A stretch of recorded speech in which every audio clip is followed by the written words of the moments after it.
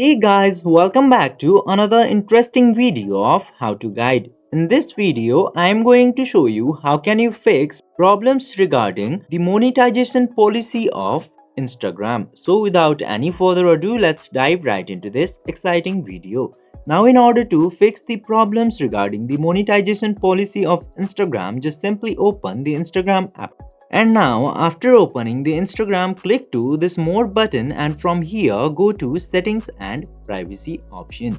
After going into settings, just simply scroll down to bottom and you will get this help section into here. Click into that and then you will get this help center option. Click into help center and it will lead you to the help center page into here.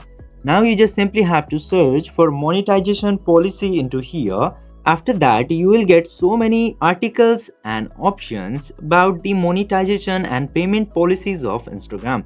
You just simply have to find out your issue into here and do as these articles say.